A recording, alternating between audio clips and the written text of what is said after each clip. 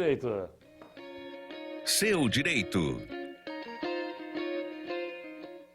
Muito bem, doutora Lília, é um prazer estar recebendo ela aqui mais uma vez. Prazer todo meu. Tá? Olha, hoje nós vamos falar de contratos, né? Tem muita gente que tem muito contrato, nessa pandemia principalmente, e muitos estão quebrando o contrato. Sim. E não pode, né, doutora? Sim.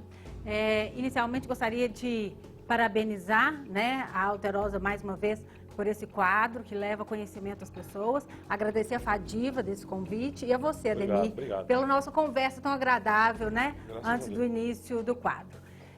Inicialmente, a gente tem que lembrar que o texto constitucional, ele estabeleceu que a nossa sociedade é uma sociedade livre. As pessoas podem contratar, né? As pessoas têm o direito de livremente estabelecer as regras que elas pretendem alugar imóveis, que elas pretendem fornecer produtos ou prestação de serviços. Contudo, apesar da nossa regra máxima, né, que eu gosto de falar, que é a Constituição Federal, estabeleceu no artigo 1º essa livre iniciativa, ela estabelece limite. Nenhum direito pode permitir ou salvaguardar qualquer tipo de abuso. Então, a própria Constituição, ela coloca várias limitações. Seja limitações no âmbito das relações privadas, que aí o Código Civil vai estabelecer as regras. Exemplo, um contrato de locação de móveis, um contrato de locação de veículos, um contrato de locação agora muito comumente utilizado das empresas de construção civil que alugam maquinários. Sim.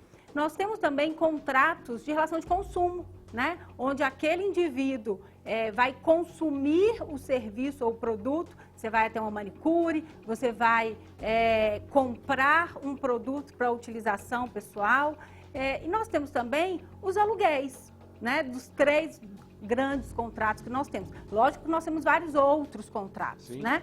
Mas esses contratos hoje, em razão da pandemia, eles se tornaram os principais alvos de quebra de contrato, de resolução de contrato, sobre o argumento de que a imprevisibilidade trouxe um desequilíbrio para o contrato. Nós não podemos deixar de realmente observar que o texto constitucional estabelece que as partes são livres, mas que elas têm que observar um equilíbrio. No momento que eu tenho um desequilíbrio, eu realmente posso pedir a quebra, a revisão, tanto no direito civil, na relação de consumo, ou nas relações locatícias imobiliárias, cada uma com a sua regra específica. Contudo, nós temos que avaliar que o equilíbrio ele tem que ser para os dois lados. Ele não pode ser nem só para o locador, nem só para o locatário, nem só para o contratante, nem só para o contratado. E aí nós vemos hoje uma chuva de processos judiciais, né, indo parar nas mãos do judiciário, porque as partes não se entendem, para que o judiciário verifique se, em razão da pandemia, seria ou não seria possível essa quebra. E aí é interessante a gente saber dos nossos direitos, até para, no momento de negociação, verificar se é interessante ou não recorrer até o judiciário. Um exemplo disso é que o artigo 478 do Código Civil estabelece que eu tenho que ter demonstrado 3 requisitos para que eu possa quebrar um contrato, por exemplo, de aluguel de veículo. Sim. Para que eu possa fazer um pedido de revisão ou de solução de contrato. E esses 3 requisitos, um é a imprevisibilidade, que a pandemia está aí e não nos deixa negar, né, esse primeiro fator. O segundo fator é que o contratante ele tenha tido uma perda remuneratória e que aquele contrato fez com que se tornasse quase que impossível que ele conseguisse cumprir. E o terceiro requisito, que é um requisito que ninguém se atenta, é o fato de eu demonstrar que a outra parte está tendo um ganho excessivo. Então, nós temos 3 requisitos, eles têm que ser somados. Então, quando eu tenho uma locação, e aí muitas vezes a gente fala de consumo, de contrato, a gente sempre lembra dos grandes e dos pequenos, né, dos hipossuficientes. Mas nós temos situações, por exemplo, de contratos de aluguel, que eu tenho uma pessoa que tem um único imóvel que depende daquele aluguel para pagar medicação, por exemplo, para pagar o plano de saúde. E do outro lado, o morador daquela casa, né? Então, esse conflito que ocorre e que está ocorrendo a cada dia que passa com maiores proporções, eu tenho que demonstrar, olha, para que eu quebre, para que eu rompa esse contrato, não basta que eu demonstre que eu fui prejudicada, eu estou sendo prejudicada porque não tenho mais o meu emprego, que a pandemia está aí, né? E que a outra parte está tendo um lucro excessivo. Qual lucro excessivo?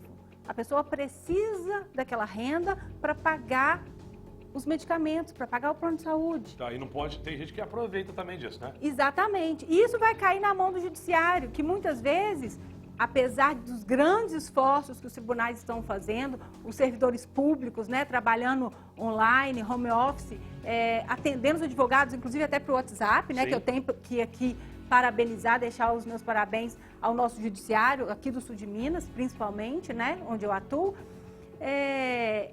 a solução do conflito vai ser demorada. Então, só para a gente ter um exemplo, nós tivemos agora em junho a publicação da Lei 14.010, que vai estabelecer um regime jurídico transitório. O que é isso? Em razão desse grande número de demandas, desse grande número de conflitos que estão indo até o judiciário e que fatalmente o juiz vai ter que verificar se aqueles 3 requisitos estão ou não estão ali presentes, né?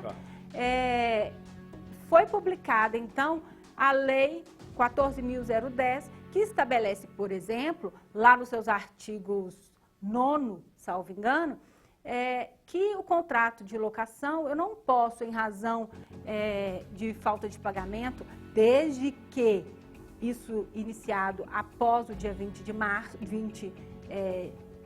que é a data inicial, né, da pandemia, que foi estabelecida pelas leis federais, o locador não pode pedir liminarmente, ou seja, o primeiro pedido antes do julgamento do mérito, não vai poder pedir o despejo.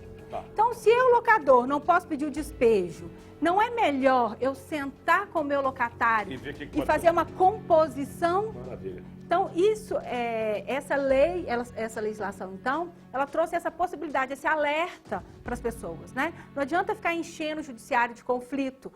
Muitas vezes é muito melhor que as pessoas sentem. Por quê? Porque eu vou ter que provar 3 requisitos. É verdade. Então é para procurar um profissional. Doutor, e para a gente encerrar, o tempo tá bom, é curto, gostaria que você voltasse mais vezes. E tem agora o contrato de namoro.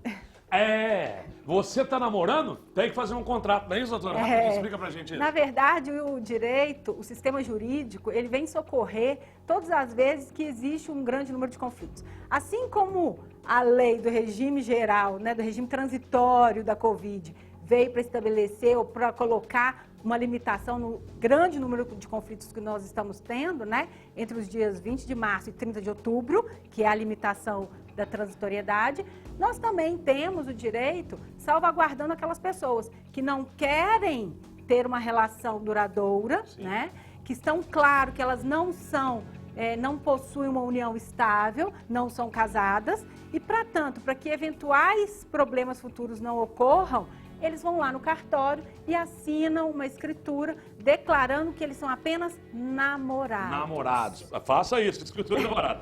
Doutora, muito obrigado. Só faz direito quem faz fadiva. Exatamente, só faz direito quem faz fadiva. E convido aqui a todos, né, para assistir as nossas aulas, para estar junto, apesar de a gente não poder estar presencialmente, mas nas aulas online, né, que estão sendo muito prazerosas, apesar da distância, e ensinando não só para os alunos, quanto também para os professores, essa nova tecnologia. Então, aquele que ainda não faz fadiva, né, convido vocês a virem conhecer a nossa instituição. Tá bom, muito obrigado, viu? Esse foi o quadro Seu Direito. Obrigado. Seu Direito. Oferecimento. Fadiva. Só faz direito quem faz fadiva.